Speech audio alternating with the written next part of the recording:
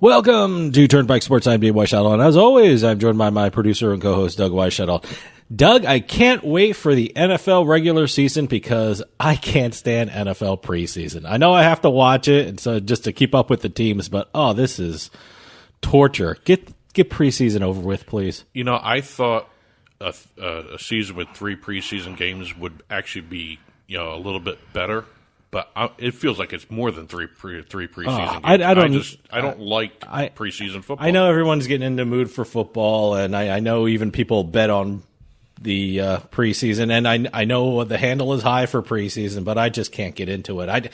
I watch it, and I'm thinking, oh man, I hope no one gets hurt and ruin the rest of the season because of a practice game. Well, it's not even just being hurt anymore; it's COVID. Yeah. People are getting knocked off the teams for testing positive or, like what you have in New England with the violating the rules or the misunderstanding of the rules, whatever they're calling it. There's so many different variables this season than there were in previous seasons. Even the pandemic season was different than this season. Sure. Because there's so many different things here, but I don't know enough about who's playing. I don't know I don't know who's playing. You mean to bet on it? To bet on it. Oh, That's the problem. You don't know how long the starters are playing. Hopefully they don't play long because they don't get a chance to get hurt. But I'm seeing a lot of people getting hurt again. But it's over now. It's over. We're going into the regular season now, so I'm loving that. And since we're going into the regular season, what are the Sportsbooks doing for us to attract our business? I'm going to be talking with Adam Small from Better Collective, Sports Handle, and usbets.com, and he's going to give us a lowdown on what the Sportsbooks are doing and getting ready for the regular season. We're also going to have a Beat in the House segment, and of course, we're going to have a Turnpike Sports book report. It's been a busy week in sports, so let's take a trip down the Turnpike. Today's trip down the Turnpike is brought to you by Drizzly, your online liquor store. Available in over 95 cities across North America, Drizzly offers a huge selection and competitive pricing with a side of personalized content. Now there's no need to leave the house. Get alcohol delivered in less than an hour by Drizzly. Head on over to drizzly.com and order today. And now get $5 off your first order of $20 or more when using our promo code DRINK19 at checkout. Shop beer, wine, and liquor with drizzly.com. Exit 1. We're going to start off today's rundown with a little corruption. Okay, a little corruption. A little corruption. Actually, a lot of corruption. We're going to be talking about a recent decision by the U.S. Justice Department to remit a lot of forfeited funds back to FIFA and 2 of its affiliates because of sports betting, wire fraud, racketeering, corruption. We're talking a sum of over $200 million. Wow, that's incredible. Now, this started back in 2015. The Justice Department launched an investigation in I think it was June, July of 2015, where they ended up charging 14 FIFA officials and sports marketing executives with wire fraud, racketeering, money laundering, and a whole bunch of other offenses that they said was too numerous to list in the releases that we got here. I remember this story. I mean, it's shocking that it's 2021 now. It started in 2015, and I guess this is the last act of a terrible, terrible play, right? Is that what we're talking about? Ongoing. It's still ongoing, it's but still they're ongoing. Oh God, when will this end? Like I said, it started in mid 2015. Then later on in December of the same year, 16 more officials from FIFA were charged with similar crimes. The prosecution's still going on today, and overall, more than 50 corporate and individual defendants from 20 different countries have been charged so far. Unbelievable. They've got Unbelievable. They've got 26 individual defendants pleading guilty for various offenses, and this is where who are flipping now on their colleagues, on everybody else. So yeah, but that goes hand in hand with doing a Justice Department investigation. Like I said, 24 individual defendants have pleaded guilty. So really, there's no end in sight right now. No, this is an ongoing. I was hoping. I saw they're remitting the funds, and I was hoping that this would be the end. But it just seems like it's ongoing and constant. I guess it's just there are so many individuals and so many companies involved with this thing that it's going to take more and more time. Well, what the charges relate to is the offer and receipt of bribes and kickbacks paid by sports marketing companies to soccer officials in exchange for media and marketing rights to different tournaments and events. So this was not just FIFA's issue. This was a whole bunch of other soccer leagues and soccer federations. As a matter of fact, it's not just FIFA getting the $200 million. FIFA's getting part of the $200 million. So they're getting money back because of they were taken advantage of. They were the victims of corruption. They were the victims of corruption. It's absolutely stunning what's going on in this. Well, besides FIFA, we have the confederation that's responsible for soccer governance in South America, CONMEBOL, CONMEBOL. And we also have another confederation for North and Central America, CONCACAF, CONCACAF. And so they're getting money back. They're getting all three of these are getting the split for the $200 million. Okay, good. And, it's actually kind of interesting. We always see these stories about match fixing and corruption in terms of bribery in the news all the time. We never hear what happens after that. Sometimes we don't hear what happens with the money that's confiscated. When you hear something like this in today's world, you think of sports betting, it's fixing matches, but no, this is marketing. These are marketing firms. This is not match fixing. These aren't match fixing. These are marketing firms wanting to get involved and be known and be seen and have their products broadcast on the soccer games, and they're not doing it the right way. They're not going about it the right way. It's not only getting their products on, it's also getting the governing bodies of these organizations to steer media rights deals to them. Sure. So, it's very lucrative, and it's course it is. It's one of those things where you're going to find, corruption in a lot of different areas in terms of sports right now. But, it's nice to see money getting back to the organizations that were taken advantage of by, I want to say unscrupulous individuals. Well, they are unscrupulous. Yes. So, but, $200 million. Well, that was a tough word to say. Unscrupulous? Yeah, it still there is. You go. Unscrupulous. There you go. Exit 2. Okay, we're going from corruption to technology here. Good. We have an esports patent being filed by Esports Technologies, and this is a patent for an artificial intelligence odds generator. Wow. Okay. This is designed to, and it's a very interesting program, patent that they're filing. It's a program designed to comb the live streams of esports games and generate odds based upon what they've seen in past broadcasts as well as current broadcasts. Now, I'm wondering if this patent, I haven't seen the patent layout or the application itself, but I'm wondering, can this go beyond esports?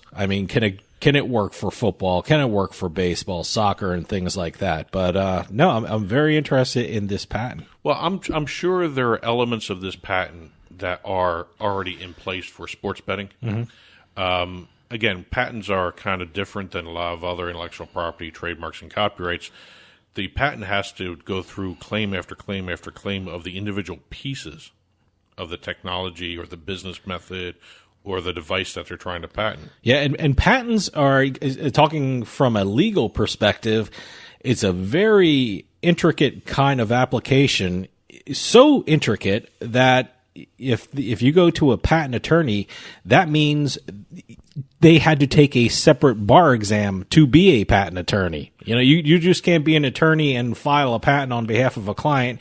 You have to have passed the patent bar exam. Well, it's one of the few specialties under the law that actually exist. You could say you have a practice maintained for intellectual property, but you can't, if you don't have a patent certification, you can't say you do patent law. Yeah. But anyway, we're in the weeds again on this. Right, Esports Technologies, this is their second patent. Now, this patent, like I said, it's an artificial intelligence odds generator. It's going to cover any number of esports matches, odds generation. You're going to be able to take a look at. Supposedly, this is going to enhance in-match betting. For esports tournaments. You're going to be able to have real-time odds generated all by the stream itself once they incorporate it. Well, back to my original question. certainly this is geared for esports, and I'm wondering if it has applications outside of esports. I'm assuming it would if it's using a odds generating algorithm. I guess it can be adapted to other sports, I would think. Well, what's interesting, this patent is kind of tied into a previous patent they just filed a couple of months ago. This is Esports Technologies. 2 months ago, Esports Technologies filed a patent request for a proprietary live streaming technology that integrates sports and esports wagering across streaming platforms. Now, we got Fubo doing that with their TV network, where they're integrating sports betting with the live streams. But this will take Twitch, YouTube, Facebook, Hulu, and a whole bunch of other streaming channels and incorporate both these patents together to create an odds-generating system that is unique to esports technologies. Wow, that's great. And I think maybe the application where you said goes to sports betting in terms of just regular sports, traditional sports, I should say. Sports, I guess. I think that will be probably down the road a licensing opportunity for esports technologies, the company. Well, look, everyone's looking for the future of sports betting, and it's certainly it's esports. I mean, I can't see it just that activity is so ripe for sports betting and sports betting technology. So I know a lot of states are trying to get their rules and regulations regarding betting on esports altogether and pass. So that's, I think, the future of sports betting. Well, Esports Technologies came out and said the ultimate goal of these patents is to allow bettors to access everything they need right in the same browser without ever having to leave their streaming platform. Great. Because right now you have to close your streamer to go place a bet. Yeah. Exit 3. Moving from esports now to fantasy sports. All right. We don't talk too much about the fantasy side, especially with Yahoo Sports, because a lot of times you're hearing Yahoo make deals in the sports betting realm. Mm-hmm. They now have made a deal, Yahoo Sports have made a deal in the fantasy realm with an actual pro football player that's actually playing. Great. I got to play more fantasy this year. I play fantasy, but all of a sudden, sports betting came into the scene, and I'm concentrating on that. But there is a lot of money to be made in fantasy football. Well, there's even more. It's a lot tougher for me anyway than sports betting, because I know a lot of people in fantasy have these algorithms that they punch out a bunch of lineups and take over a contest. But you know what? Fantasy is pretty fun. Well, this is very unique because I haven't seen too many deals like this. I don't think I've ever. I may be wrong, but I don't think I've seen a deal like this, where the fantasy company has done a deal with a current football player, where they're going to be giving fantasy advice based upon not only what's the predicted games coming up, but also their past experience in dealing with other teams.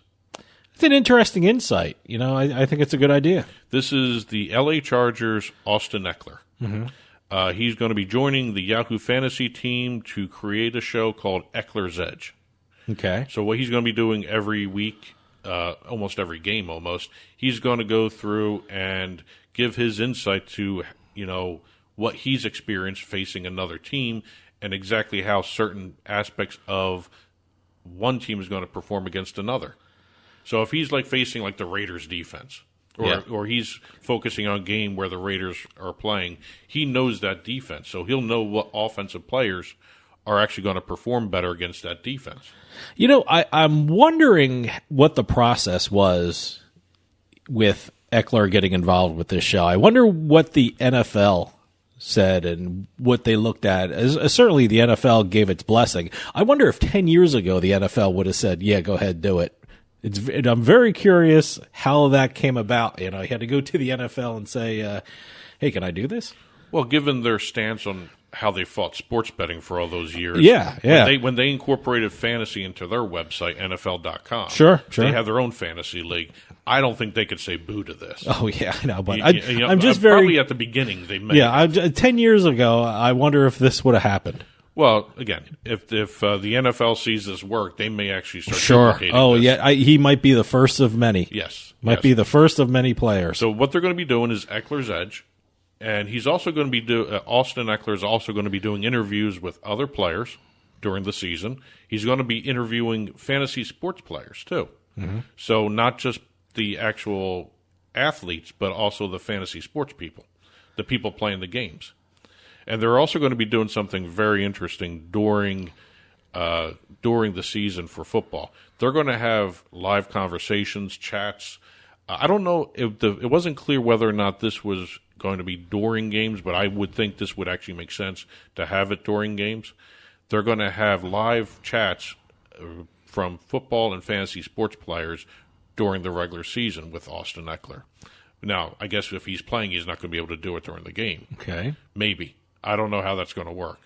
But it'll be interesting to see exactly the way this approach affects fantasy sports, especially for Yahoo Sports fantasy players. It's going to be fun to watch. I mean, they're even doing other shows where they are going to be doing the Yahoo Fantasy Football Championship in partnership with MGM Resorts. People are going to be able to play for a chance to actually compete at MGM National Harbor in Maryland.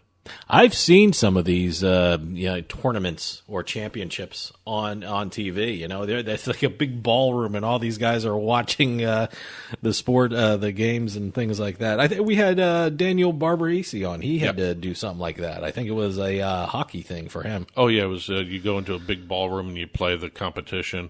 Again, and also all this stuff is going to be streamed live. Great. It's going to be on their TikTok channel. It's going to be on Eckler's Twitch channel, I should say. All right. I got to check that out. It's supposed to be really popular. Everyone's on Twitch. He does fantasy sports on it. Great. So. I'll check it out. Yeah. Like I said, I'm going to play a lot more fantasy this season coming up, and that's going to be a big help to me. Well, also, just one little new programming note. They're also going to be doing something called Fantasy Football Live and Yahoo Sportsbook Live on their social media channels. And what they're going to be doing is on Sundays. Now, this is all Yahoo Sports, This is all Yahoo Fantasy, Yahoo Sports Betting. They're going to let fans place real-time bets during halftime during these live shows. Okay. You're going to be able to watch them and then place bets upon what you see. All right. So they're expanding their fantasy to include sports betting, which kind of makes sense. They're almost getting hand in hand nowadays. Okay. Exit 4.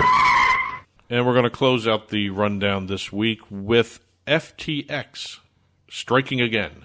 Wow, we're doing a lot of stories on them. They have been busy. They have been busy. This one is very interesting. Not just for the type of deal it is, because they've made this type of deal before, but how they're paying for it. All right. FTX announced that they did a deal with Cal Athletics, University of California, the Golden Bears. Yep. They have announced that they will have their first ever collegiate crypto naming rights sponsorship. It's going to be FTX Field at California Memorial Stadium.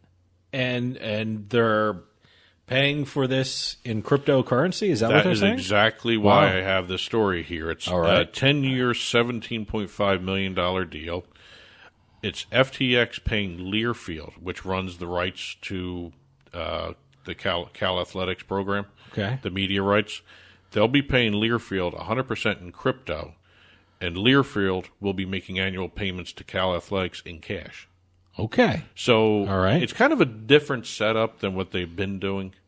I know, we talked about a whole bunch of different deals. As a matter of fact, here's the rundown since March of this year.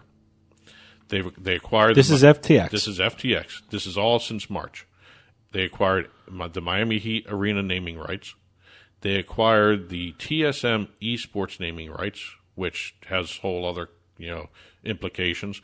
They did a deal for Major League Baseball umpire patches. Okay. I'm pretty sure you've seen those yet. Yeah. In the games. They signed Tom Brady as an ambassador.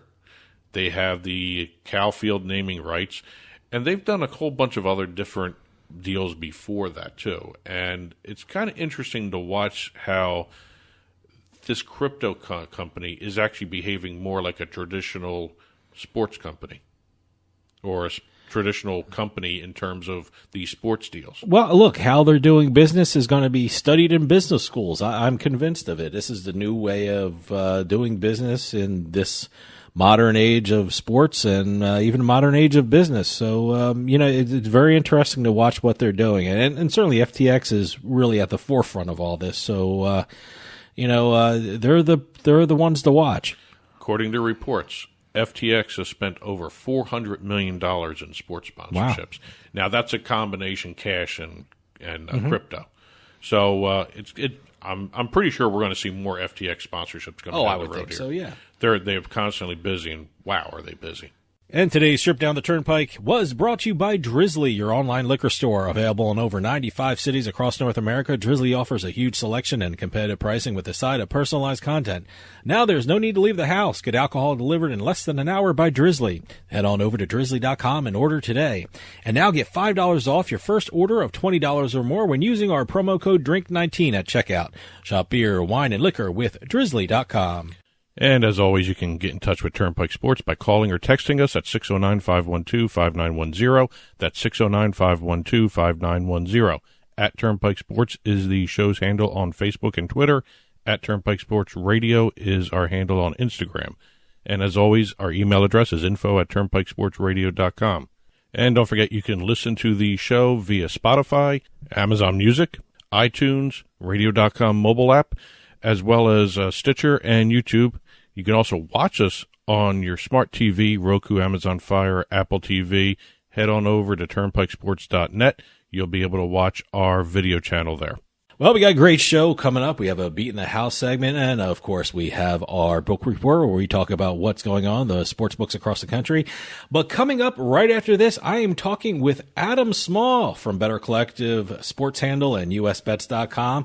Football season's coming up, and we're going to talk about what the sports books are doing to get your business. So stick around. We'll be right back with more Turnpike Sports.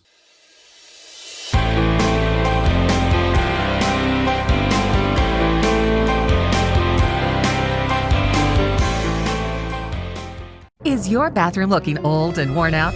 Want to update it, but you don't know where to start? Then let BCI Bath & Shower show you how to turn that old bath into an aisle of beauty and functionality. Our residential bathroom solutions provide the best value on the market, and our customer service is second to none. Our cost-effective BCI Bath & Shower family of products has what you need. Remodeling our bathroom was a big decision for us. They didn't make a mess out of our house at all. And at the end of the day, we had a beautiful new bathroom. And it was a great experience the whole way through. We have the best monthly payment programs in the industry, with payments as low as $68 per month or no interest, no payments for 18 months. For a limited time, be one of the first 100 callers who schedule a free in-home consultation and receive $500 off. Call 1-800-594-9530, 1-800-594-9530. Factory trained and certified installers made in the USA, and discounts for seniors and military. BCI Bath & Shower, the leader in affordable bathroom products. Psst. Yeah, you. Come here. Haven't you heard? We don't need to hide anymore. Now, we can shop privately for adult products at adamandeve.com. They've got massage oils, lingerie, and lots more we can't mention here. Use offer code SPICE404. They'll give you 50% off almost any one item, 3 free DVDs, free mystery gift, and free shipping. That's 50% off, free shipping, and more. Private shopping starts at adamandeve.com. Today's trip down the Turnpike is brought to you by Drizzly, your online liquor store. Available in over 95 cities across North America, Drizzly offers a huge selection and competitive pricing with a side of personalized content. Now there's no need to leave the house. Get alcohol delivered in less than an hour by Drizzly. Head on over to drizzly.com and order today. And now get $5 off your first order of $20 or more when using promo code DRINK19 at checkout. Shop beer, wine, and liquor with drizzly.com. I owed the IRS $10,000. The IRS garnished my wages. They put a lien on my house. I'm self-employed and didn't report all my income. They claim I owe a lot more than I do. The IRS is the most powerful collection agency in the world. They do not give up until you pay.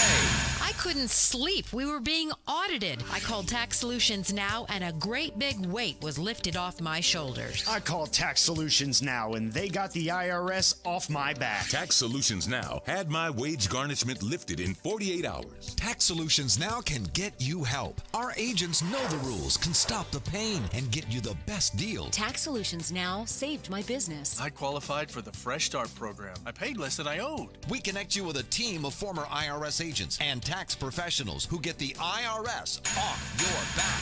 Time is running out. Call Tax Solutions now. Call 800-297-9788.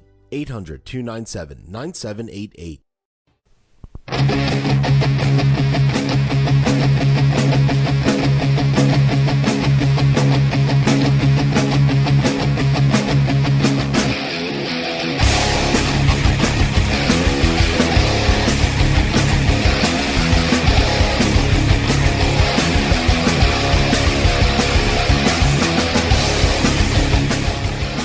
Welcome back to Turnpike Sports. Dave Weischadle with you here. Football season is upon us, and that means a lot of sportsbooks are making moves and spending money to attract your business. Seems like something new is happening every day, and the deals are coming fast and furious. And as always, to keep us up to date with what's going on in the gambling world, we turn to our favorite returning guest from USBets.com and Better Collective. Adam Small is on the line with us right now. Adam, thanks for coming on. Awesome to be back, Dave. It's good to be on the show. I've been doing this now for, I want to say, first time I came on with you guys was 4 or 5 years ago now. Really? So That pretty long? cool that we've got such a long-standing relationship here. Oh, it's always great to have you on, and especially this time of year. Like I said, football's here, and it seems everyone's excited about this. I mean, recently I was doing an interview with Scott Sabella, who's the president of Resorts World Las Vegas, and I wanted to ask him about his sports betting at the property and at the resort. I barely got the question out when he said, "We can't wait for football season." I mean, there's certainly bigger betting events in the year like March Madness and things like that. But in terms of sports betting, is football the king when it comes to revenue for a sports book? Yes, and it's not close to anything else. The numbers that we experience, even just as a marketing partner for online sports books, are, I mean, it's basically like having a tourist season in a beach country or whatever, where you make all your money in 4 months out of the year. That's pretty much how it is. It's more like 6 months, I guess, when it's September through February, really, that you do really well. And it's really only a part of February, but the Super Bowl is so big that it basically becomes a whole month in February. But yeah, those 6 months are pretty much where you make all your money. You do okay in March with March Madness. You do okay with one-off type events and baseball and all that. But football is where all of it is at. You know, I'm using the term football, but, you know, there's NFL football and there's NCAA football. I'm up here in New Jersey, and, you know, we don't have a big college fan base. I mean, we have Rutgers and Princeton, but no one really follows them on TV and things like that. You're down in the South where NCAA has some of the best teams in the country, you know, Clemson, Alabama, Tennessee, LSU. I'm very curious. Sportsbooks in the South, is NCAA betting better than NFL betting down there in terms of revenue, or is just everything is so rich for the sports books? Well, it's a good question, and I think it's one that we probably don't have much data on yet, because as far as I can think of, Tennessee was the first state in the South, in the old South, I guess, to legalize and put operational online sports betting. And that was just in November of last year. So the college season was already kind of winding down at that point. And so we probably don't have a ton of data on that yet. Mississippi has had sports books for a couple of years, but that is in-person only or mobile on premises. So it's not statewide mobile. That being said, I think there's a lot of logic to what you're saying. I can just tell you from personal experience, living in Georgia, that people around here don't care that much about professional sports. I always say that I think the Atlanta United are the most popular professional sports team in Atlanta ever since they've come into existence about 3 years ago. You see a lot of people wearing Atlanta United gear all around the city and metro area, but the Braves and the Falcons and the Hawks are kind of only marginally popular sports teams here compared to people's fanaticism about University of Georgia and Clemson and Alabama, for those who went somewhere like that, or South Carolina, Florida. It just seems like there are flags everywhere. Like in my neighborhood, which is pretty suburban, low key place, on any given Saturday, you see cars driving around with flags for any of those schools and others. And so I have to believe that betting would be more intense on college football here compared to NFL, at least in proportion compared to what it would be up in the north. Now, I know a lot of sports books are gearing up for the football season, and I know in New Jersey I'm starting to see a lot of Caesars commercials. I mean, and before we start talking about what they're doing for football season, I want to ask about something really big that just happened with Caesars. Recently, they acquired William Hill in the U.S., and I'm curious, what does that do for the sports betting landscape in this country? Well, it's huge. Yeah. It's huge for a number of reasons. I think Caesars has been for many years kind of the flagship U.S. brick and mortar casino brand. I think others would, probably like to claim otherwise, and certainly can claim that they have more kind of elite properties like the Venetian and the Wynn in Las Vegas, and some of the things in City Center and now Resorts World and Circa and some of these other places. But the most known brand nationally has certainly been Caesars for a long time. And that's probably the biggest household name in gambling in the U.S. And so for them to acquire William Hill, which had the biggest footprint in terms of U.S. sports books, in terms of brick and mortar sports books in the U.S., and this is dating back to before PASPA was overturned by the Supreme Court, when it was mostly just in Nevada. And William Hill just was operating a lot of different sports books on the ground there, had a lot of infrastructure in place, was well prepared, as well as, their European infrastructure that they'd built out and their online presence in Europe. So it was a really good match. William Hill has been spending a lot on marketing for sports betting over the last year or so, building up a pretty substantial user base in a number of states. They're still, quite a bit smaller than FanDuel and DraftKings and BetMGM so far, but they are relevant for sure. And they've been spending, opening up their purse. And I think their combination with Caesars and their declaration that they're going to spend $1 billion or whatever is a big deal. It's merging an already very competent operation with a brand that a lot more people in the U.S. around the country are very familiar with. Because I think a lot of people probably in the Las Vegas area are familiar with William Hill, but it's not super well known in the rest of the U.S. So I think they're going to be a big player. I think that, a couple of years from now, as things get a little bit less, I would say, top heavy in terms of market share, or I think it's very unlikely, for example, that anyone's going to have 40% of the U.S. market for sports betting or anything like that. I think you'll see Caesars become one of the biggest players, and obviously their spending intentions make it even clearer that is what they want to do and plan to actually put forth the resources to do. And on that note, I just should mention that Caesars has come out with a $5,000 risk-free bet as the first offer, which I mean, I am so glad you brought that up, boy. Yeah, I mean it's part of it's a big deal. They were doing back in February around the Super Bowl, and for a couple of months they were offering at William Hill 2021 as a max free bet, $2,021. And I think it's important to emphasize that the vast majority of new customers are not betting $2,000 on their first bet, which is what you have to do. You can't split it up. You've got to actually make a $2,000 bet. And then, if it's risk free, I think it's a risk free bet. If you lose the bet, you then have a bonus bet of the same amount where you make the same full amount bet again. And if you win that, you basically, are now ahead, I guess, right? You're ahead, not broken even. But, I mean, it's a very large amount of money to risk still, because even if it's plus EV, positive expected value, you are, that's still 1 in 4 or whatever that you lose both bets and you're out your money. And once you put in for it, you're kind of stuck gambling with it all. So, it's an ambitious item. It's certainly a very costly one, that I doubt would be profitable on a per customer basis. Mm-hmm.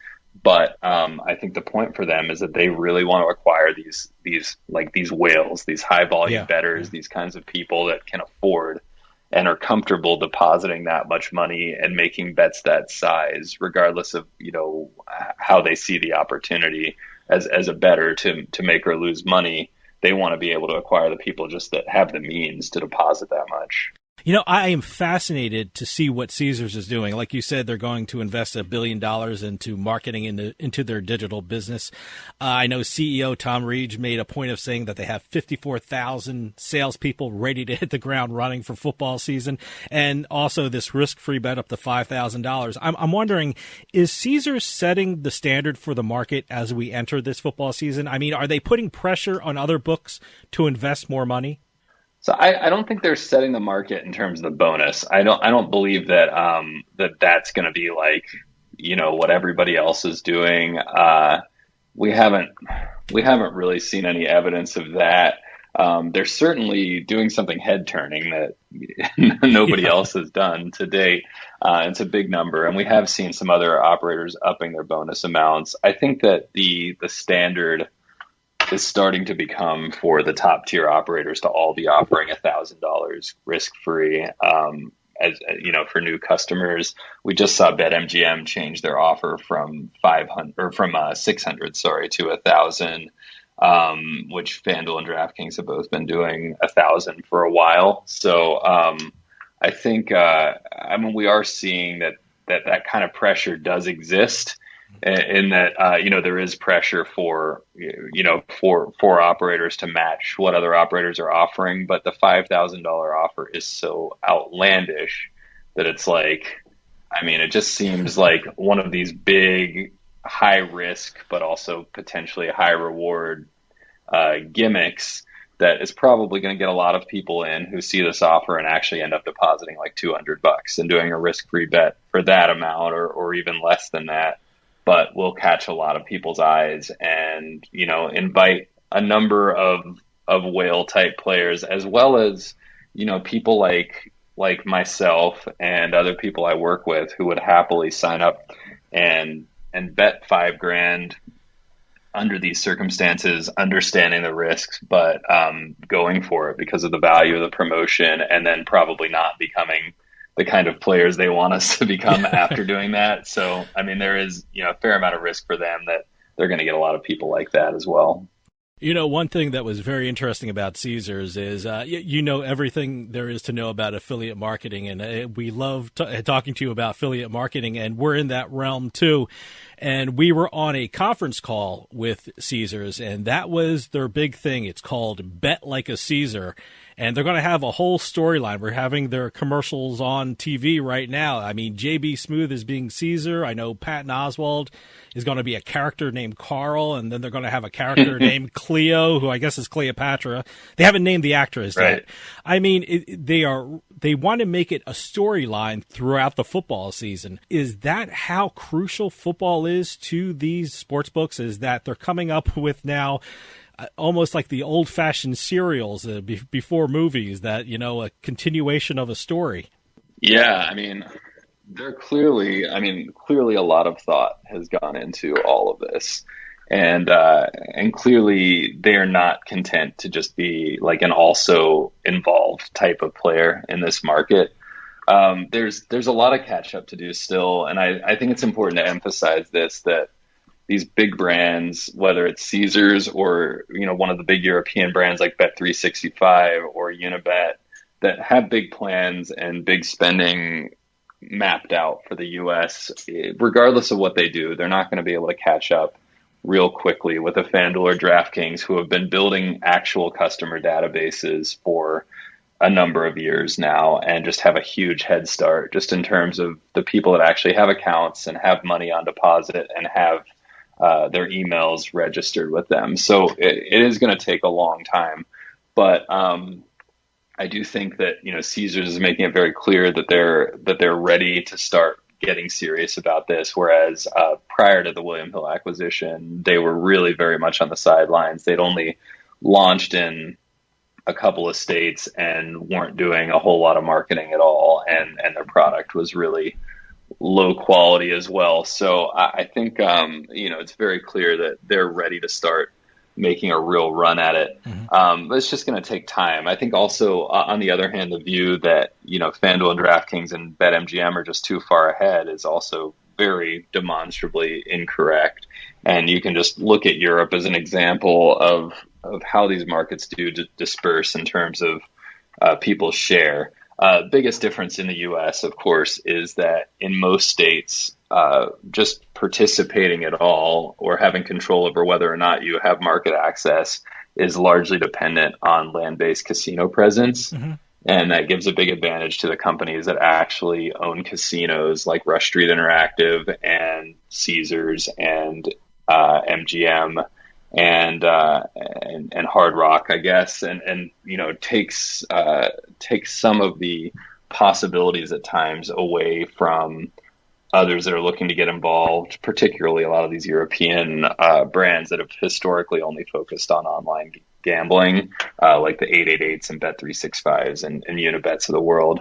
So, I think that's all to say, just that there's a lot that's still to shake out with all of this. Yeah. But when you see Caesars lining up to spend like this and other companies as well, it's certainly not just them. And these big media brands like, Fubo getting involved and other big international brands like Betway and Bluebet coming in.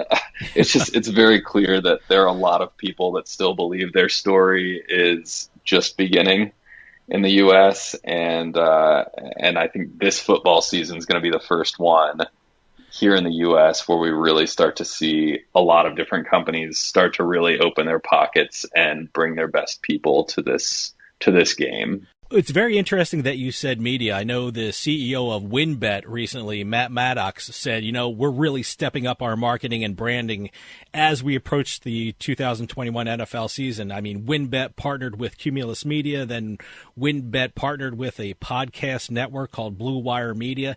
Is that what we're going to see pretty soon with a lot of these sports books? Their marketing plans includes partnering with media companies? Yeah, I mean it's already happening, and it's been happening. I mean, Fox Bet is probably the most widely known example, but BetMGM partnered with Yahoo to become their official partner. That was like a couple of years ago now, I think, and I mean, you're seeing this more and more. You're seeing brands partner up with sports teams, brands partner up with media organizations.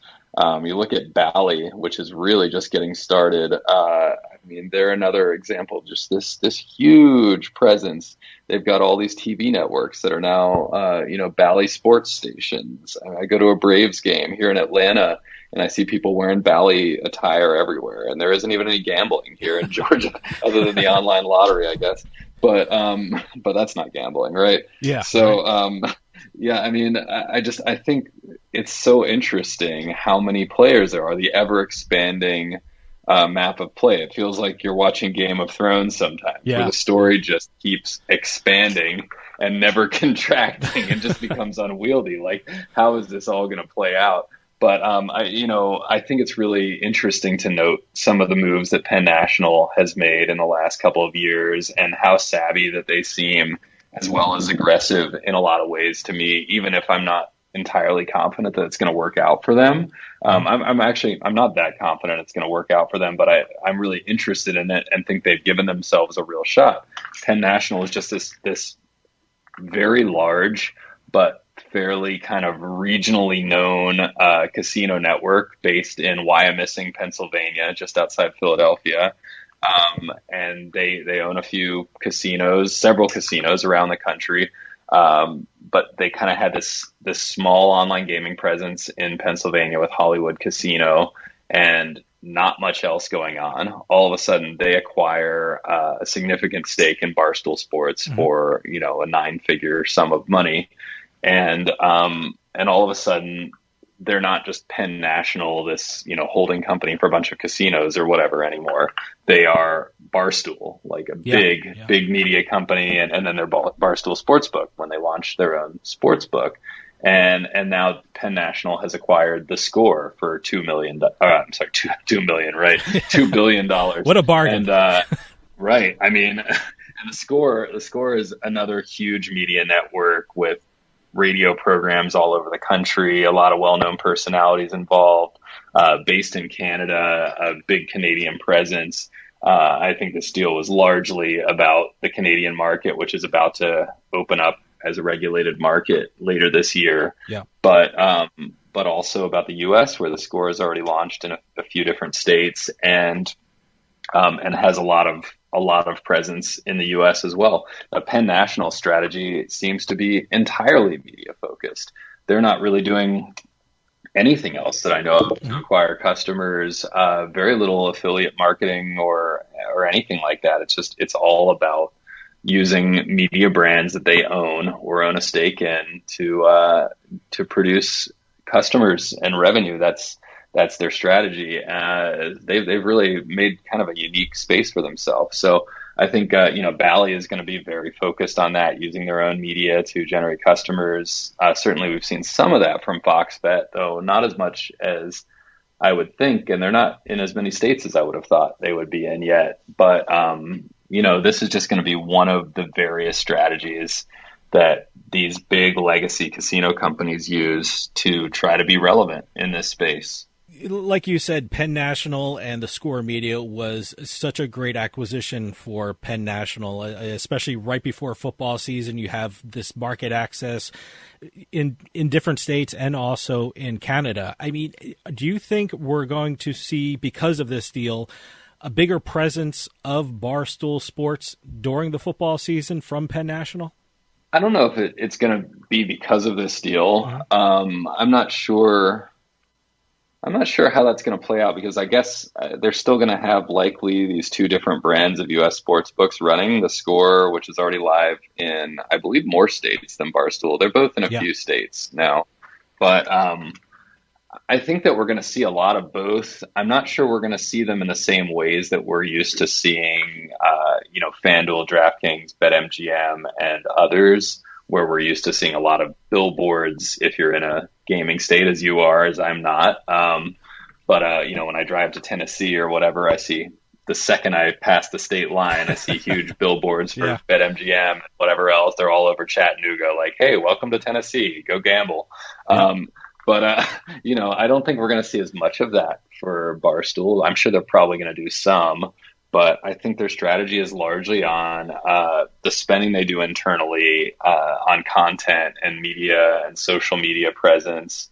And some of it goes well beyond what I ever imagined. Being a media proprietor of sorts myself, though obviously much, much smaller.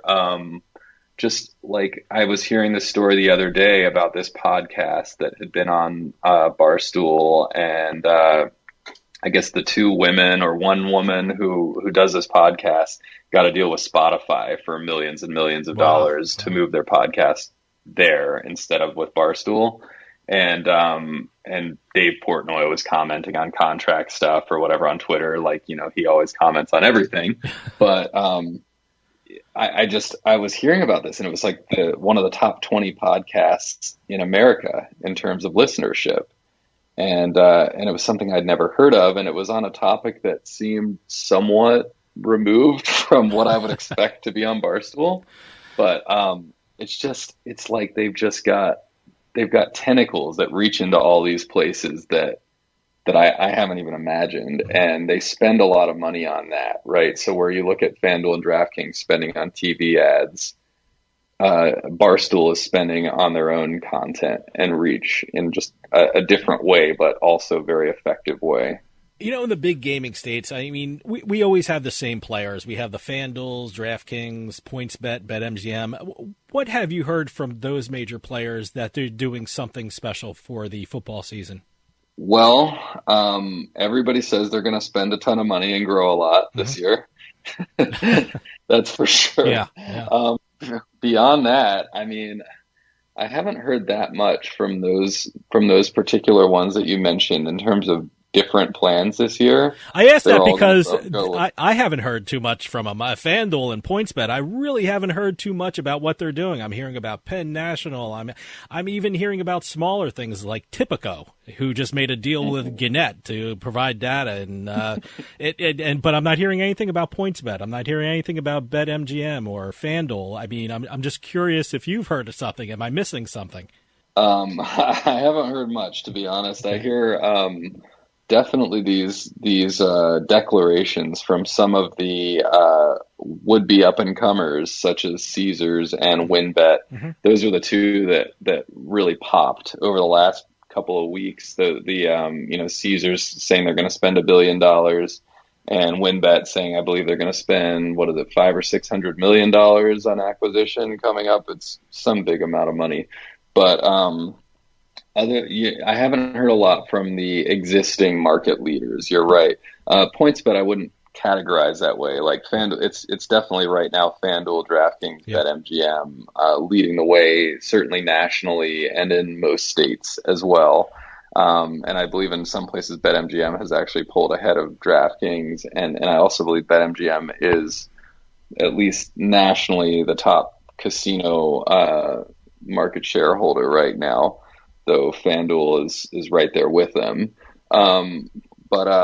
Yeah, I mean, I think, PointsBet's an interesting one. I know Seth Young, who's been heading up marketing for them for a while, just took off and is headed somewhere new, which hasn't been announced yet. And so they've had a little bit of staffing changes. They still seem like they're ready to be pretty aggressive and want to grow a bunch, but they haven't really grabbed a ton of market share in the U.S. yet. They're doing well enough to justify, I guess, continuing. But it's interesting to not hear more from them about big plans for the season. I think over the next couple of weeks, you'll hear everybody coming out with some new offer, something special for the start of NFL, and it's a fun time to be a bettor because I'm sure you'll have a bunch of good reactivation offers and whatnot in New Jersey. For me, it's like every time I go to Tennessee, there's a couple new sports books that have launched that I haven't joined yet, so I always get a bunch of big free bets every time I'm up there, or up in I was in Pennsylvania recently, same thing. I joined Barstool for the first time and Unibet and a couple others, and was able to take advantage of those new customer offers. So it should be a fun month or so for bettors as well as people who promote the books. Well, you mentioned smaller sports books or maybe less well-known sports books. I mean, I mentioned Tipico. I mean, it's certainly Tipico is a great sports book. We know people at Tipico, and I'll probably get email because of this, but they're not a household name like FanDuel or DraftKings. Is this putting pressure on the lesser-known sports books to spend a lot more money than they want to for this football season? It's so hard to say because, when they don't come out with announcements about this kind of stuff, it's hard to know what's really going on behind closed doors. Mm-hmm.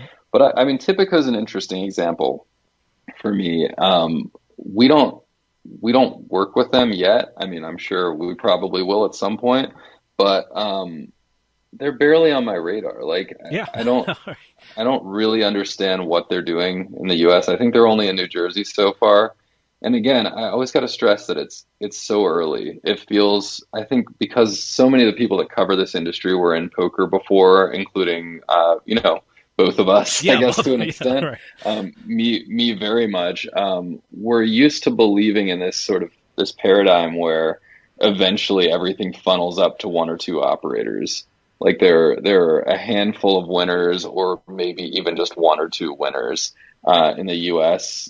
Before Black Friday and all that. It was PokerStars and Full Tilt, really. And everybody else, while they might have been getting a bit of a share, was really relegated to not very important status in the U.S. and not taken very seriously. And eventually it really became only PokerStars that ran away with everything internationally for a while. And I think we're all used to kind of seeing those network effects where you're able to have much greater lifetime values for the customers you recruit when you have a lot of existing customers. And for poker and DFS, this is very important because you can just offer so much better things in terms of guaranteed prize pools and game selection and stuff like that. Poker and DFS are very similar in that regard. You can offer so much better things to your customers if you have a lot of them. And it's a big part of the reason that online poker in the U.S. hasn't done that well so far, because we just don't have a lot of states combined playing together yet. But I think with sports betting, it's very different. The customer is betting against the house. An online casino as well, whether it's one customer or 1,000 or 1,000,000, doesn't really change that much in terms of what the house can offer and what that experience is like for the customer.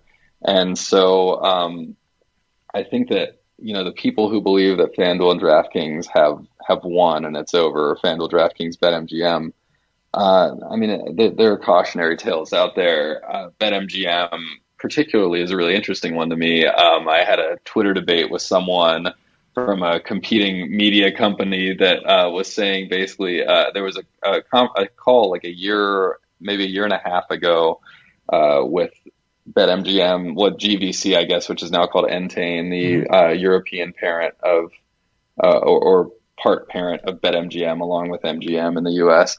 And they were saying that they wanted to get to 5% share in the U.S. or 10%, I think it was 10% share in the U.S. within some amount of time. And this person on Twitter was scoffing at this, and I was responding, well, let's see what they do. They've got some really good personnel, like it's early in the game. And sure enough, BetMGM is well beyond 10% now. People just didn't believe it was possible at that time because they'd basically been a part of the Borgata operation before that was pretty incompetent at online gaming for a while. And then they decided to get serious after PASPA, and everything changed. And I think, people that think Bet365, for example, isn't going to be relevant in the U.S. are kidding themselves. Bet365 crushes all kinds of places in the world. They're certainly the biggest private sports betting company in the world. They very much, quote unquote, know what they're doing, and they're not going to come spend money on market access and operating in the U.S. just to, be a third tier player. They're small right now, but you've got to believe that at some point they're going to be very relevant. Now, when you talk about a Tipico or, I just heard about Blue Bet entering, I was barely familiar with them until they said they were coming into Arizona and plan to be in other states.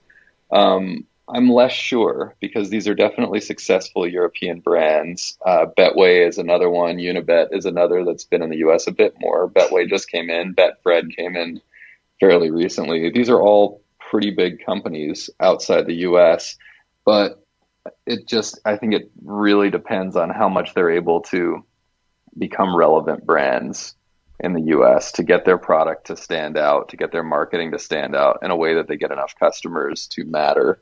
Some of those guys are going to fail. There's just no way that all of them get a really significant place in the U.S. So Tipico is one to me that I don't fully understand what's going on there, but they're so new to the market that, who knows, maybe they'll figure it out and they'll be huge and we'll all be blown away. I just haven't seen anything yet to make me think that so far.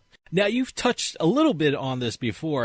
We've been talking about these deals and these marketing plans that benefit the sportsbooks themselves, but what does all this activity by the sportsbooks mean for the consumer? They're giving all this attention-grabbing activity. They're throwing it out there, and I'm of the opinion, hey, more competition's better for the sports bettor. What do you think? I think it's great for the sports bettor. I love it. For me personally, I love when I go to a state, like I was saying before, and there are new options to choose from. They almost always have new bets. I was even in Oregon recently where there's a state monopoly, but I signed up for the Oregon lottery and got to take advantage of their free bet offer, which was like $100. It wasn't as good as the ones elsewhere, but I still did it. And I think that all of these guys coming in, all of these different operators, put more and more pressure on the operators at the top to continue to be agile to improve their offerings, to improve their bonuses and odds boosts and everything else that gets people excited about keeping money on their sites and betting. And I think it's great for customers. I think that these periods of rapid investment and rapid growth are awesome for customers. It's the best thing ever if you're a bettor who wants to actually make money playing, that all the books are fighting over land and not worrying about profitability. So as long as that's going on, it's going to be awesome to be a bettor. It's going to be awesome to be a marketer, or to be a media entity like, ESPN, who basically everyone thinks will eventually be a sportsbook brand, but right now probably just makes money, hand over fist just by running ads. So, I think that it's a really good time to be anybody who is attached to this industry. Adam, we're running out of time, but can you give out your websites where we can keep up with all the gambling and sports betting news that seems to be constantly breaking every day? Yeah, absolutely. And thanks for giving me the chance. Sportshandle.com is where you can get all of the latest legislative and industry news for sports betting. I really think that our site, from my clearly unbiased opinion, but I really believe that we are the top place covering that. Certainly the top place that's not behind a paywall covering these updates. We've also got usbets.com, which covers the whole industry, casino, sports betting, poker, all of it for the U.S., and a number of state-based websites, including NJ Online Gambling for New Jersey, Penn Bets for Pennsylvania, MidBets for Michigan, and a few others in some of the smaller states. And we'd love if you come by and check out our content, and really appreciate that. Adam Small from usbets.com and Better Collective. As always, thank you for coming on and giving us your insight into some of the biggest gambling stories out there. Please come back on soon because you always give us some great information. Thank you, Dave. It's always awesome to be on. Oh, thank you. Stick around. We'll be right back with more Turnpike Sports.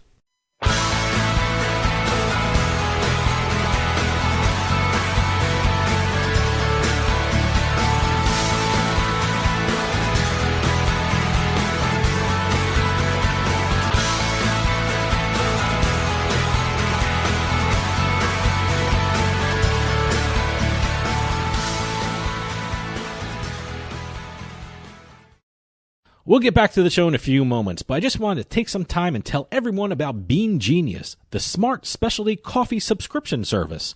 Bean Genius sells freshly roasted coffee from some of the best independent coffee roasters in the country. They feature over 2,000 specialty coffee blends, all at your fingertips at beangenius.com.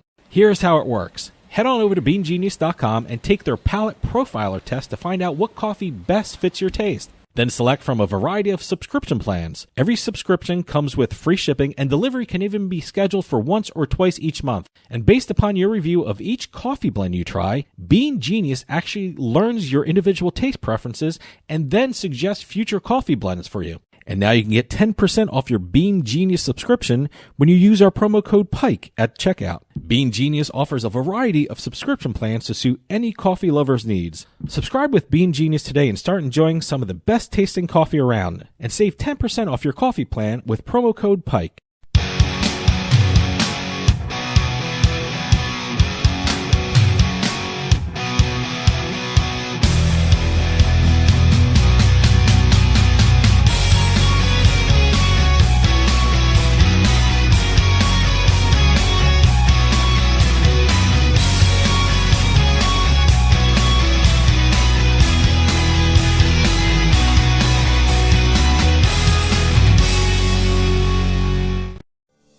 Attention seniors with Medicare. This is an important announcement. Did you know you may qualify for a monthly Social Security rebate? Did you know you may qualify for a $0 monthly premium? That's right. You may qualify to get $135 added back to your Social Security check each month. Just call the Medicare benefits line to get your options. It's a free call. You may also qualify for $0 premiums, dental coverage, vision coverage, hearing coverage, and prescription drug coverage. With this type of plan, you don't need Medicare supplement insurance. Call now because you deserve to get the most from your Medicare benefits, including a rebate to your Social Security check each month. Agents are standing by with free information regarding Medicare benefits. It's a free call with no obligation, but it could mean big savings for you. Call the Medicare Benefits line now to see if you're eligible for a Social Security rebate. Call 800-574-6770. 800-574-6770. Psst. Yeah, you. Come here. Haven't you heard? We don't need to hide anymore. Now, we can shop privately for adult products at adamandeve.com. They've got massage oils, lingerie, and lots more we can't mention here. Use offer code SPICE404. They'll give you 50% off almost any one item, 3 free DVDs, free mystery gift, and free shipping. That's 50% off, free shipping, and more. Private shopping starts. It's a casino. People gotta win sometime. Now, if you'll excuse me, I have a giant, colorful check to deposit. Beating the House is brought to you by BetMGM Casino. Play your favorite casino games at BetMGM Online Casino. Slots, table games, live dealer games, everything you love about Atlantic City and Vegas, all online at BetMGM. Don't wait. Join in the fun now. Go to BetMGM Casino, create an account using our promo code Turnpike, and become a verified player. New players get $25 free when signing up, plus a first deposit bonus up to $1,000. That's promo code Turnpike at BetMGM.com for a 100% deposit match up to $1,000 plus $25 free. Grab a lion's share of the fun at BetMGM.com. Must be 21 years or older to place a bet. Terms and conditions apply. Gambling problem? Call 1-800-GAMBLER. And welcome to another edition of Beating the House, where we celebrate the casino wins, the slot machine wins, the bad beat jackpot winners, online and brick and mortar lottery winners. We cover everything and anything that if you're winning, let us know about it. We'll talk about it. This is the one list I want to be on. So the list of people that defied the odds and actually won money from casinos and online casinos and poker and lotteries and things like that. Well, again, it's always fun to see the releases from the casinos. Yeah. I love the fact that sometimes you see the person's name, sometimes you see a first name, sometimes you see nothing about the person. Now, if you won big, would you do the anonymous route, saying, you just say Doug W. kind of thing, or would you put your whole name out there? If I was talking about my win on the radio? No. I mean, your win. I mean, as soon as you win something, they come over with the cameras and their big check, and you take a picture on their Facebook or Twitter or something like that. And I guess you can say, well, I don't want my name out there, or you can put your name out there. What would you do? Would you put your name in it? I would do Doug with the last initial. Okay, so you'd go... But I would try and catch them before they wrote the big check out and put my name on it. Yeah, well, you go halfway anonymous kind of thing. Yeah. Okay. Semi-anonymous. All right. Partially anonymous, whatever you want to call it. Yeah, I guess that's a happy medium. Yeah, but again, I'd like to catch it before they write the check up, because I've seen the big check in the pictures where they have the person's name on it, even though it says anonymous in the release. Oh, okay. I haven't seen that one. No, that's, Well, seriously, you win a huge jackpot. You're not thinking clearly. No. Those little details go by the wayside. You're worried about getting your cash. Yeah, exactly. All right. Well, we're going to start off in Harrah's, Las Vegas this week. All right. We've got a visitor from Israel, a student by the name of Ophir Hantis, a student from Tel Aviv. He gave his name out. He gave his name out. Good for him. He was vacationing with his girlfriend in Vegas, and he hit a progressive jackpot on 3-card poker for $125,000. Wow. Just under $125,000. Good for him. Wow, what a great vacation. That's actually hopefully that was the end of the vacation, or could have been the start of a good vacation. It's never a bad time to win $125,000. No, but again, we haven't talked too much Harrah's, Las Vegas. We haven't talked. There've been some big jackpots. Are they on the Strip? They're on the Strip. But we've talked some big jackpots, and I've noticed there have been some big jackpots from Harrah's in the past. But we just haven't had a chance to talk too much about Harrah's on Beating the House since we started the segment. Yeah. We're going over to Stations Casinos now. I love Stations Casinos just for their bad beat policy. Well, we have 3 people who love Stations Casinos even more than you. Okay. Normally we have 1 or 2 jackpots from them. We've got 3 this time. Wow. These are in Henderson, these first two. The Stations Casino, Green Valley Ranch Casino in Henderson. We've got a lucky guest. They call them their boarding pass holders because that's the loyalty card. Okay. Because of the train. Yeah, boarding pass. Okay, I get it. The lucky guest was playing triple-double bonus poker and did a bet of $125 to win $100,000 on a royal flush. Wow, good for them. This one, they even recorded the time. It was 3 p.m. in the afternoon. Now, that time comes in handy here. Okay. Because of the next jackpot. All right. Crossed the road over at the Sunset Station. A few hours later, another guest bet big and won another jackpot. A video poker player did a $50 bet. All right.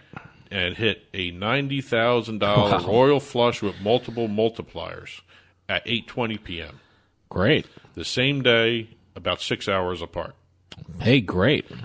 And the game was ultimate. Now, this was Henderson, right? The same place? This is Henderson. Same place? Same town. Okay. This is Ultimate X Poker Bonus Streak this guy won on. All right. So, 2 different video poker games, both paid out huge jackpots. Wow, great. Now you put the time. I'm sure there are people who wrote books on winning at gambling.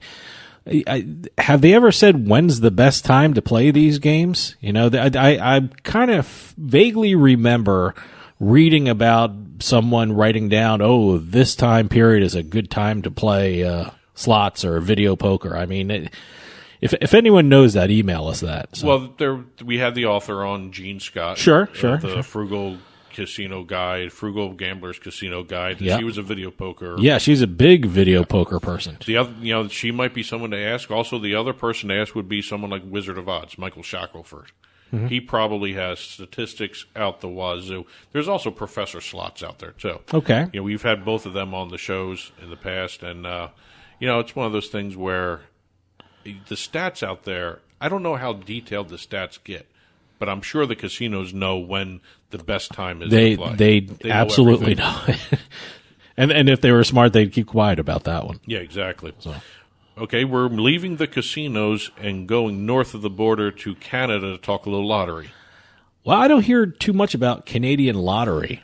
Well, we're going to a small town called Le Goulet in New Brunswick, Canada. All right. A town of 800 people. Oh, wow. We have a retired crab fisherman who won an online jackpot of $644,000. Great. And he's not the first to win in this small village. This is the second person this year in this village. So this is Lottery Town here. This is Lottery Town. Lottery Village. Lottery Village. Doesn't rise to a town. They should make it French. Lotterie. Lotterie. Lotterie Canada. Well, this is the Atlantic Lottery in Canada. All right. And this was a second chance win for this retired crab fisherman. What's that mean, a second chance win? The Atlantic Lottery has their series of scratch and win jackpot tickets. Okay. They're actually physical tickets you buy in the store and you scratch off and Sure. you don't win. If you don't win, you can actually enter the coding number on the ticket to their online drawing. Oh, okay. That's what they call a second chance. That's pretty cool. So he took the loser scratch and win ticket and turned that into $644,000. He was the first of 3 online jackpot draws that were held in April after the game launched in April. This was a brand new game. Okay, all right. Now he just won this in $644,000 in early August, pretty much the same month here. Another retired fisherman from the same village won $1 million. Wow. While playing Lotto 6-49. I don't know exactly how they say that game, but it's Lotto. It's another lottery game by the Atlantic Lottery. Both of these guys are from the village of Le Goulet in New Brunswick, Canada. They should change the name, Lotterie Canada. Well, Le Goulet probably means lottery. But I'm assuming in a town of 800, 2 retired fishermen. I guess this is a fishing village kind of thing? That's exactly what it is. As you couldn't tell by the two kind of figured that one out. But it's also kind of hard to keep a secret to an 800-person village. Hey, if you're passing through, pick up a lottery ticket. Yeah, what town is that again? Le Goulet, New Brunswick. All right. All right, now we're going to stay with lottery, and we're going overseas to the National Lottery run by Camelot. Now, this is National Lottery of what? Camelot. I guess of the UK. Okay. This is what they call the National Lottery. Okay. They have one big main lottery that everyone can buy into. There's other different lottery games they have there, like every place else. It's called the National Lottery, and we're not so much as celebrating a winner as helping to find a winner.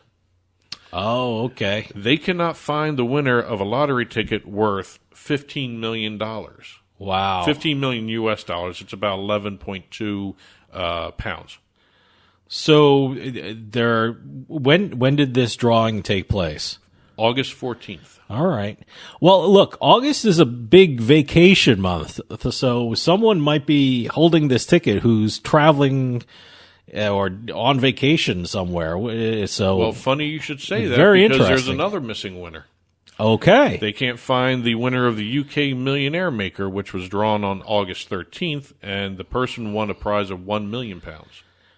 They can't find either of them.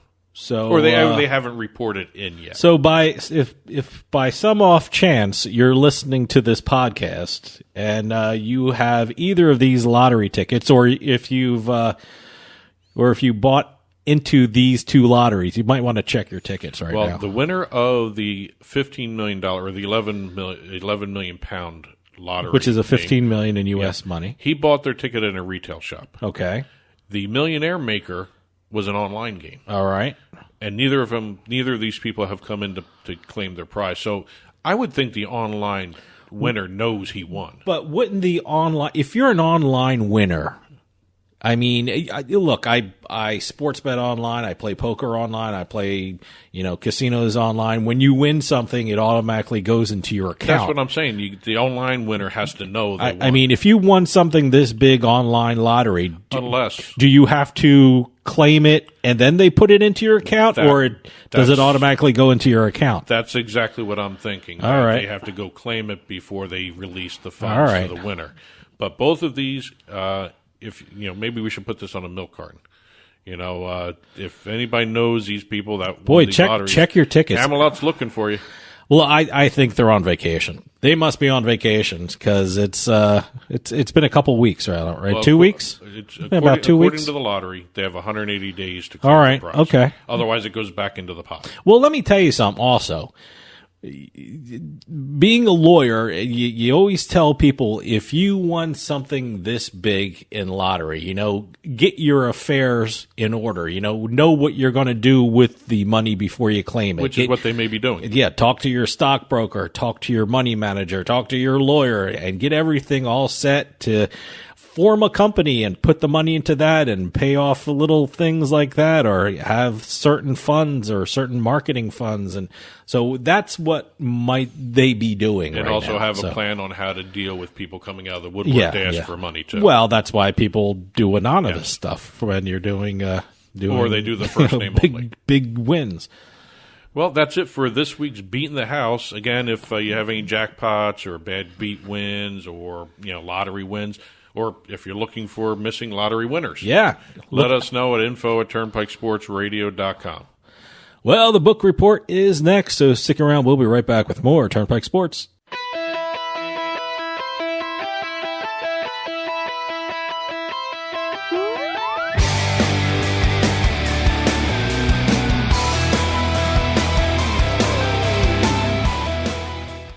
Now that we're home more than ever, we need to feel safe.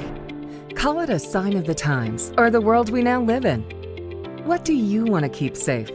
The people in your life? What do you want to protect? Your possessions, the things that belong to you, the things that you've worked hard for. Wouldn't it be nice to have tested, trusted 24/7 protection? Peace of mind, real protection that's always there for you and your whole family?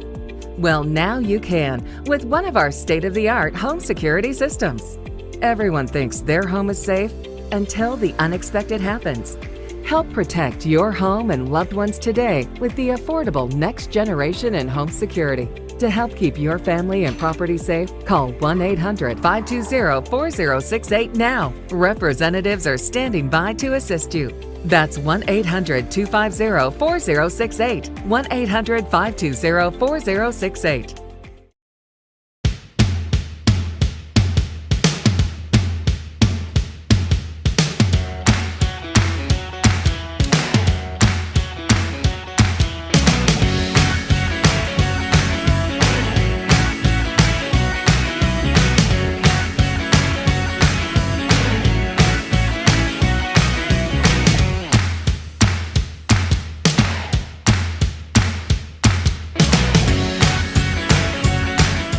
Sometimes life is wonderful, and sometimes it's not.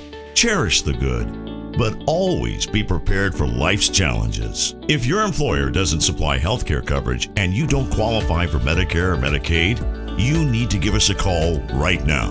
Private health care is private health insurance for ages 65 and under with medical, dental, vision, and even prescription coverage. To get the coverage you need, call the number on the screen now.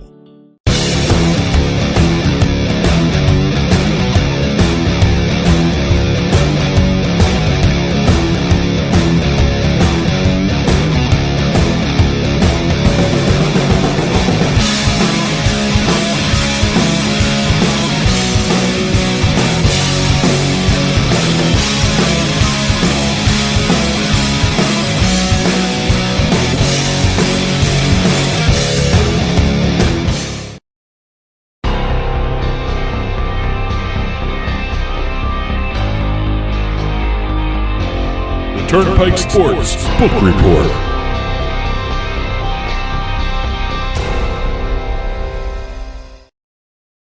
The Turnpike Sports Book Report is brought to you by BorgataSports.com. Your favorite casino is now your favorite sportsbook. Available anywhere in New Jersey, BorgataSports.com. Sign up at BorgataSports.com using our promo code PIKE, that's P-I-K-E. Make your first wager of $20 or more and you'll get $100 in free bets. That's $100 in free bets when your first wager on Borgata Sports is $20 or more. Get into the action with BorgataSports.com. Must be 21 years or older and in New Jersey to place a bet. Terms and conditions apply. Gambling problem? Call 1-800-GAMBLER. And welcome to this week's edition of the Book Report, where we're going to talk about, the state and national sports betting numbers that have been released over the past week. We've got a bunch of launches to talk about, 2 in New Jersey to be exact. And we've got legislative updates. We've even got a lot of deals to talk about. I'll be honest with you, more and more deals are happening, and some of them are very unique.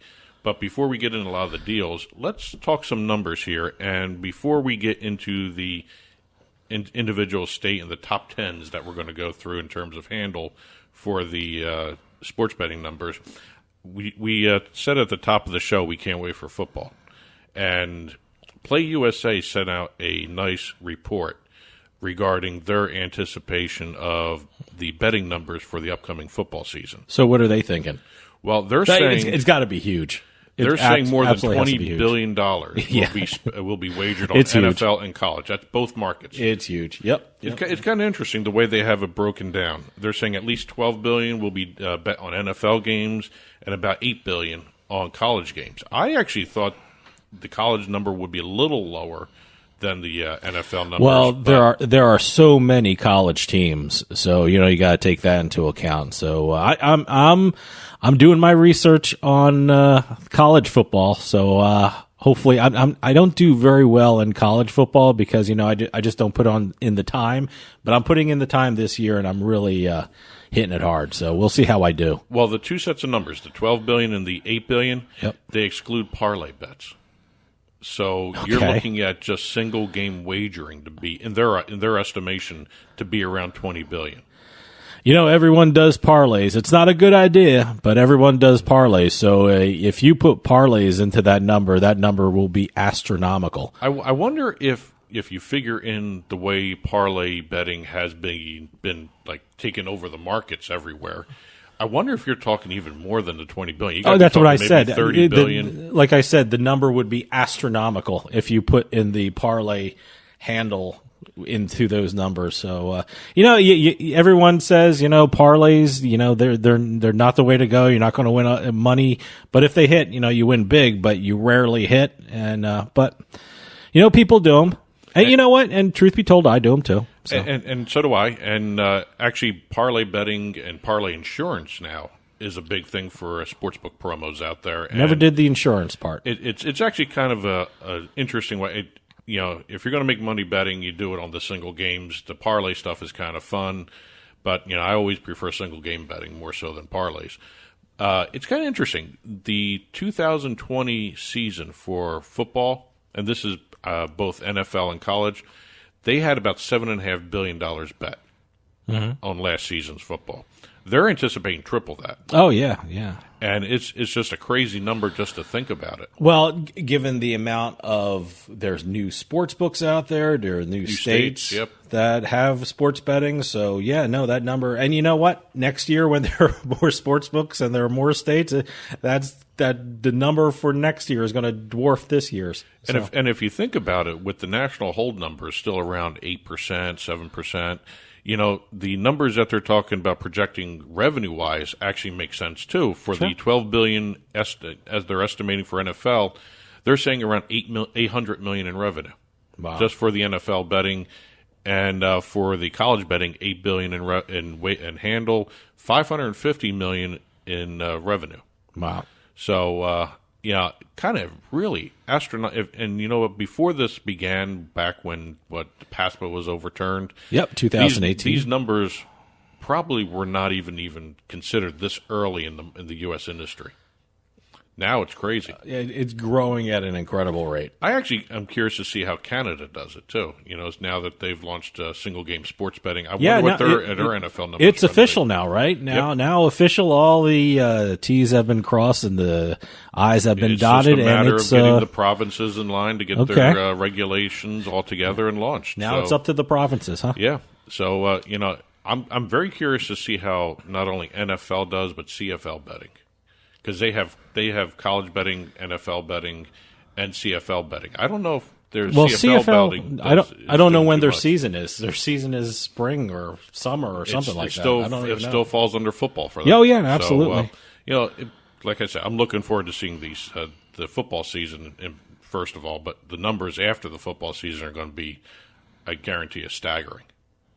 Let's talk a little bit of the top tens that we always go through every time some of these months go by. So what are these the top 10 of? This is the first one we're going to look at is the top 10 sports betting handle in July of 2021. Okay. Now, some of the states still have not released their figures for July. Illinois, we're talking about you because you're slow with that. New Jersey led the nation again, $578.7 million in handle. All right. Again, July, it's a slow month. Sure. No football. It was the first under $600 million handle that New Jersey's had in a while. Mm-hmm. Nevada came in second with just under $410 million. Pennsylvania was third. Michigan broke into the top five. You have Indiana, $194.5 million in the fifth spot. Rounding out the top 10 was West Virginia right now. They were 10th? They were 10th. Okay. $21.3 million. Mississippi was just above them with $30.7 million. And you got to remember, Mississippi's competing against states that have online sports betting. Yeah, Mississippi's only retail only. So they did pretty well. Good showing by Mississippi there. Top 10 sports betting handle for the entire year.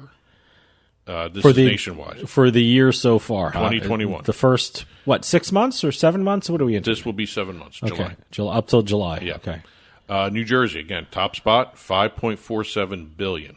Wow. Nevada, $3.73 billion, followed closely by Pennsylvania, $3.34 billion. Now, Illinois, again, did not report their July number, so we don't know exactly where they're going to fall in all this. They actually have a shot at getting up to number 2. Oh, okay. If they hold on to the numbers that they're doing, because they've gotten through the first 6 months, $3.25 billion, and they're in fourth spot right now without July. So maybe they move up to number 3. Maybe we move up all the way to number 2. I mean, they're number 4 without July. I can't even. I'm sure they might jump over Pennsylvania.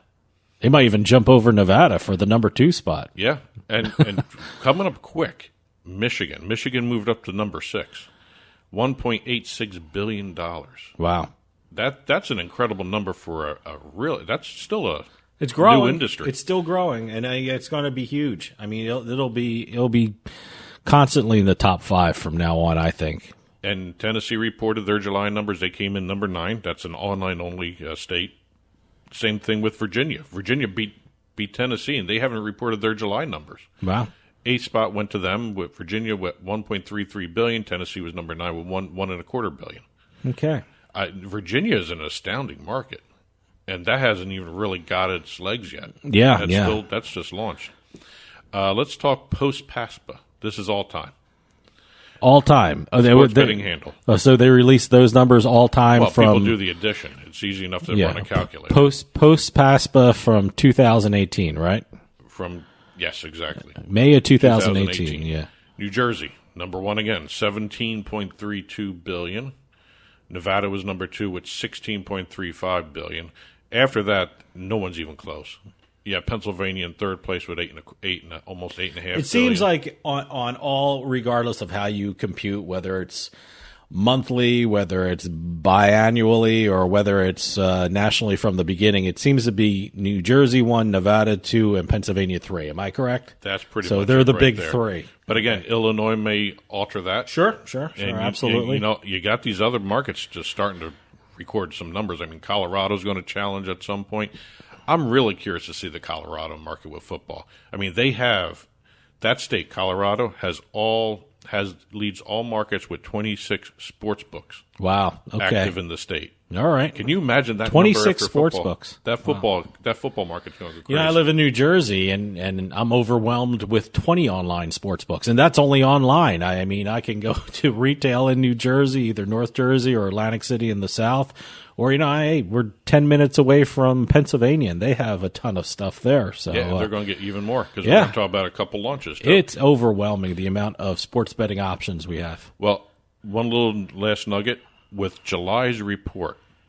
Nevada joins New Jersey as the only 2 states to clear $1 billion in operator revenue post-PASPA. Wow, okay. Cool. 2 states.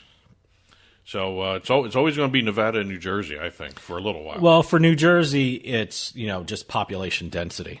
It's the most dense state in the union. There's more people per square mile in New Jersey than any other state in the union. So that's what they're banking on here. And also, New York doesn't have any mobile yet. So we shall see how I don't know New Jersey handles mobile betting in New York. It'll be fun to see exactly when mobile launches and really how much of an effect it has on some of the surrounding states, especially in New Jersey. Yeah.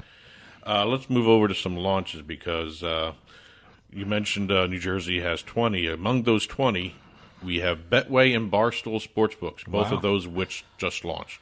Okay. So Barstool is kind of an interesting brand. They are now operating in 7 states. Okay. Pennsylvania, Michigan, Illinois, Indiana, Colorado, Virginia, New Jersey. All right. They're actually planning on more launches by the end of the year. They're talking about Arizona for September 9th with the rest of the state launching great. there. And that's the beginning of football season. They're also in the process of trying to launch, license-wise, Tennessee, West Virginia, Iowa, and Maryland. Now, Maryland's going to be an interesting one because you're going to start seeing Barstool-branded sportsbooks down there, too. Great. Good. It'll be fun to see Yeah, that. I'm not seeing Nevada on your list. I'm surprised they're not going after Nevada. Well, you got to look at Penn National over there. Okay, all right. You got to see exactly how Penn National is going to handle the Nevada market. You might see another merger coming down the road or another skin being granted to like a Barstool at some point. Okay. So we'll see.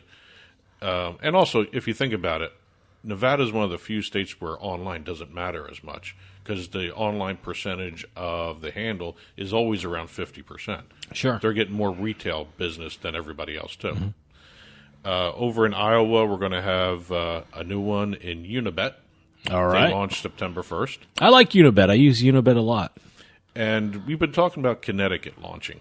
And, Connecticut is doing really cool stuff. Well, I got to say, I like it. It was a report came out, and I think the publication was called The Day. It's a newspaper. Mm-hmm.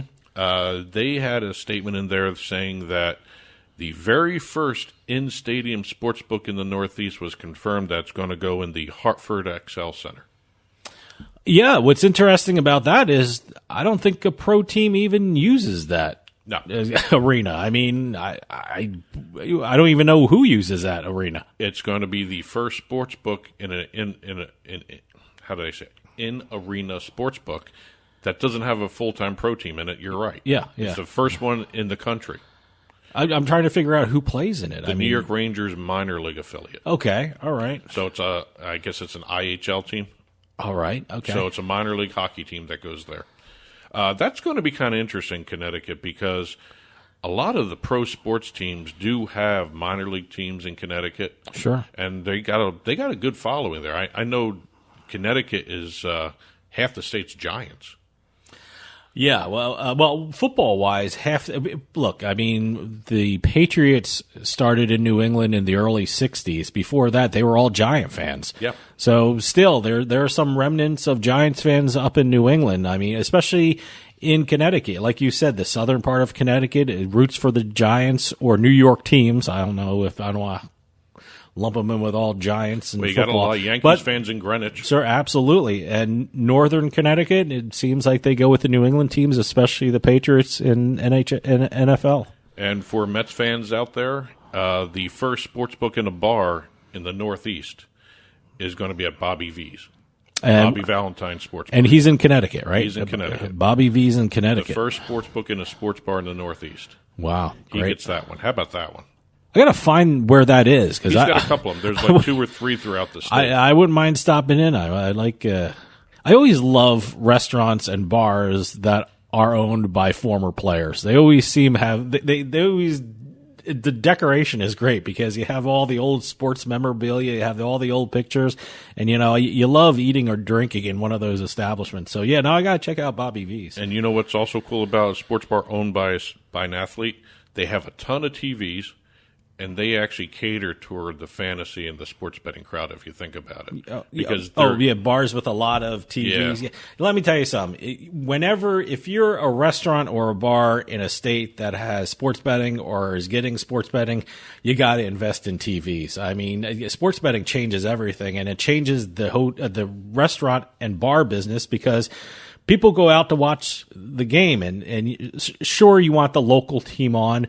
But, rarely someone just bets on the local team. And, with in-play betting, you kind of have to have all the games on. So it's something to think about if you own a bar or a restaurant somewhere. I actually wonder if the Connecticut Lottery and the other 2 sports betting operators in the state are going to do what BetMGM did with Buffalo Wild Wings. Are they going to tag a sports bar partner to have a channel in there? I can see the Connecticut Lottery doing that. Let me tell you something. In New Jersey, you can't go out to a bar now that doesn't have like 50 TVs on, because everyone's looking at the TVs, looking at their phones, and you know what they're doing with their phones. They're placing bets or in-play bets and things like that. Let's hit a couple legislative updates before we move on to some of the deals that we're going to be talking about. We have Wisconsin and North Carolina did some interesting stuff. The Oneida Nation in Wisconsin, they got federal approval of their gaming compact. Great. So they will be opening sports books at their casinos probably as early as November. So this is Wisconsin. Okay. This is only retail. All right. And there will be mobile betting, but only on the casino property. Okay. So you don't have to be in the sports book or the casino to bet. You just have to remain on the property.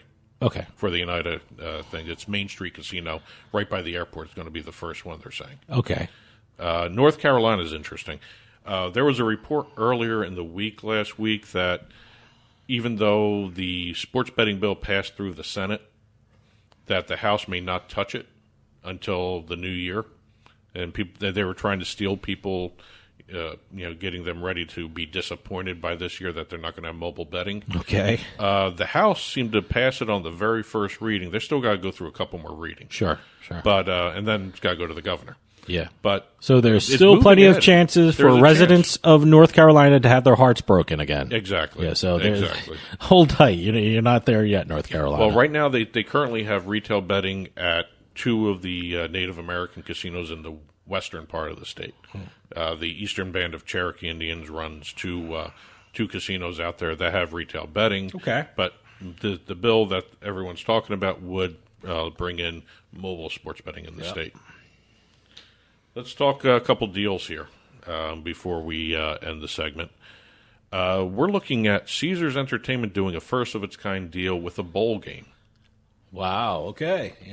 I haven't seen enough of their commercials yet in New Jersey. Oh my God! Every time I either turn on the radio or I turn on the TV, what's that thing? Bet like a Caesar. Yes. So, yeah, I actually saw the commercial with comedian Patton Oswalt. So that was pretty good. They're trying. No, I think it's great. We're talking about him. I'm constantly seeing them. I'm constantly talking about him. I won some money on him last week. So I bet with them. They're doing something I different. bet like a Caesar. It's a little different than all the other sports betting commercials out there. Sure. It's nice to see it. I'm hoping other sportsbook operators follow suit. But going back to the deal, first of its kind, with the Fiesta Bowl organization. And as you can tell by the name, they run the Fiesta Bowl. Yep. The Caesars Entertainment will be hosting new fan lounges within the stadiums for the PlayStation Fiesta Bowl and the Guaranteed Rate Bowl. So it's not going to be called the Caesars Fiesta Bowl? No, it's going to be still the PlayStation Fiesta Bowl. All right.